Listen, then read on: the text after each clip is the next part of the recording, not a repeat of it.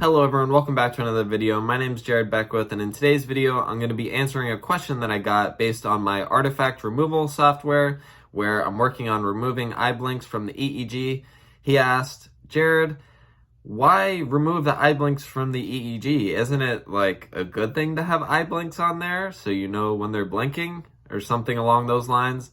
Well, that is true. When I read EEGs, I like to see the eye blinks on the EEG, so when you're testing the reactivity of the EEG, so usually when the person closes their eyes and are in a relaxed state, you're going to see a nice 8 to 12 hertz, 8 to 12 waves per second, PDR, posterior dominant rhythm, that pretty much just means in the back of the head, and the O1, O2 leads predominantly, you're going to see 8 to 12 hertz if their eyes are closed and they're in a relaxed state. Now, if once they open their eyes, that 8 to 12 hertz, I guess, posterior dominant rhythm is going to attenuate and kind of like go away.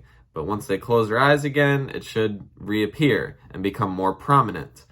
Now, and seeing the eye blinks are very helpful to tell when the patient is exactly closing and opening their eyes. So when you're looking at the reactivity of the PDR, the eye blinks are very helpful in that regard. So why would you want to remove the eye blinks? Well, very good question. Now here's the answer.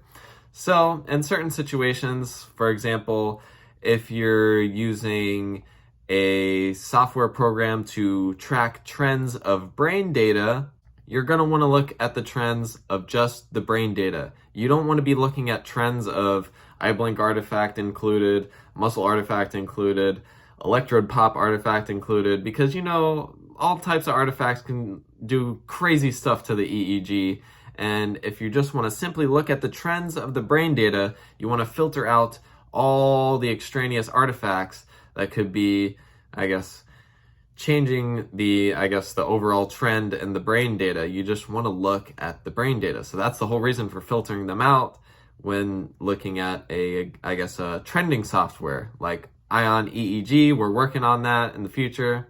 It's not out yet. It's coming, in the future. I'm just here answering questions for my future software. And another one is artifact removal, muscle artifact removal, which we're working on. If you remove eye blinks during that as well, the muscle artifact removal works actually better than it would if you didn't remove the eye blinks. And why remove muscle artifact? So in most cases, you're going to want to see the muscle artifact. So you'll know, like when they're chewing, you can see the rhythmic muscle artifact. When they're moving around, it's like, oh yeah, it's just muscle artifacts. It's just something that you come accustomed to seeing on the EEG. But in a patient who is known to have epilepsy and they have an event in the epilepsy monitoring unit, you're going to want to localize exactly where the seizure activity starts in the brain, because sometimes in focal seizure disorders, they can start in one area of the brain, one specific area, and then it can slowly spread or generalize to the entire brain. So the doctors want to see exactly where it starts. And in over 90% of these seizures, you're going to have muscle artifact that is, covering up the seizure activity. The high frequency filters filter out brain data, so they're not ideal. They'll filter out the high frequency muscle artifacts, but they'll also filter out brain data. Now, if you had a specific muscle artifact remover, you can filter out the muscle artifact, keep the brain data essentially the same, and it will improve the doctor's ability to localize exactly where in the brain the seizure is starting from. And usually in these patients where their medicines aren't working out as well, and they're struggling, and they're candidates for epilepsy, resection surgery, temporal lobe resection surgery, that's a very common one. Doctors will take out, a neurosurgeon will take out a very small portion of the temporal lobe. That's usually where the epilepsy is coming from. If you can stop the source, you can stop the seizures. So that may be a little long-winded answer of why to filter out eye blinks. It's all part of a bigger master plan. That's what it's all about.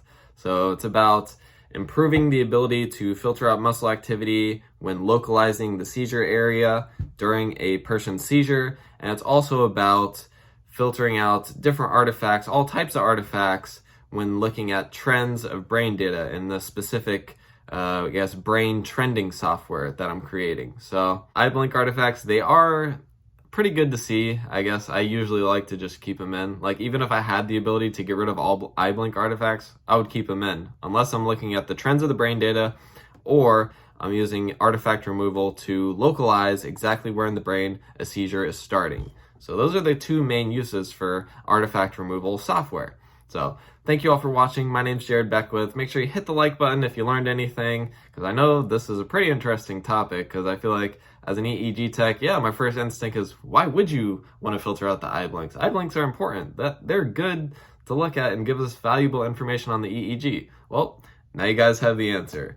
So thank you all for watching. Make sure you hit the like button. If you have any comments or more questions, leave them down below. I'll try to answer them. I will see you all on the next video.